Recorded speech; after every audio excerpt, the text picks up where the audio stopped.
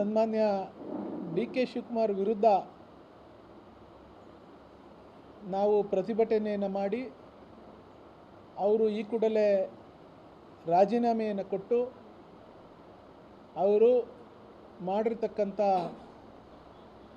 ಈ ಅನ್ಯಾಯದ ಕೆಲಸಕ್ಕೆ ಈ ರಾಜ್ಯದ ಮಹಾಜನತೆ ಮುಂದೆ ತಲೆ ತಗ್ಗಿಸ್ಬೇಕು ಅಂತೇಳಿ ನಾವು ಪ್ರತಿಭಟನೆಯನ್ನು ನಾಳೆ 10 ಗಂಟೆಗೆ ಅಂದ್ಕೊಂಡಿದ್ದೇವೆ.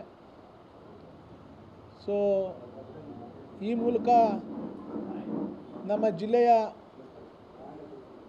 ಎಲ್ಲ ಮಹಾಜನತೆಗೆ, ಕೇವಲ JDS ಮತ್ತು BJP ಕಾರ್ಯಕರ್ತರೇ ಅಲ್ಲ, ಯಾವತ್ತಿಗೂ ಕೂಡ ದೇವೇಗೌಡರನ್ನ, ಕುಮಾರಸ್ವಾಮಿಯವರನ್ನ ಬೆಂಬಲಿಸಿಕೊಂಡು ಬಂದಂಥ ಈ ಜಿಲ್ಲೆಯ ಮಹಾಜನತೆ ಈ ಒಂದು ಪ್ರತಿಭಟನೆಯಲ್ಲಿ ಭಾಗವಹಿಸಬೇಕು. ಈ ಪ್ರತಿಭಟನೆ ಯಶಸ್ವಿಯಾಗಬೇಕು. ಇಂಥ ಕೆಟ್ಟ ರಾಜಕಾರಣಕ್ಕೆ, ಈ ದುಷ್ಟ ರಾಜಕಾರಣಕ್ಕೆ,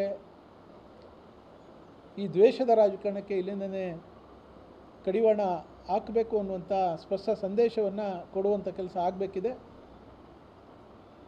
ನಾವು ಯಾರ ತಪ್ಪನ್ನು ಮಾಡಿದ್ದಾರೆ ಅವ್ರನ್ನ ಕೂಡ ನಾವು ಡಿಪೆಂಡ್ ಮಾಡ್ಕೊಳ್ಳೋದಾಗಲಿ, ಅವರ ಅನ್ವಯಿಸ್ಕೊಂಡು ಮಾತಾಡೋದಾಗಲಿ ಇಲ್ಲ.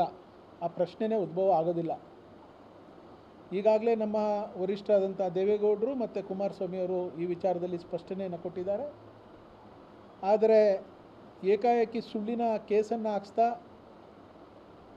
SITಯನ್ನು ಅವ್ರ ಕೈಗೊಂಬೆ ರೀತಿಯಲ್ಲಿ ಕೆಲಸವನ್ನು ನಿರ್ವಹಿಸ್ತಾ ಇರ್ತಕ್ಕಂಥ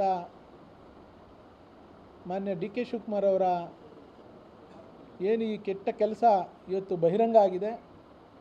ಇದರಿಂದ ಅವರ ಶಕ್ತಿ ಯಾವ ರೀತಿ ಕೆಲಸ ಮಾಡ್ತಾ ಇದೆ ಅಂತೇಳಿ ಇವತ್ತು ಜಗಜ್ಜಾಹೀರಾಗಿದೆ.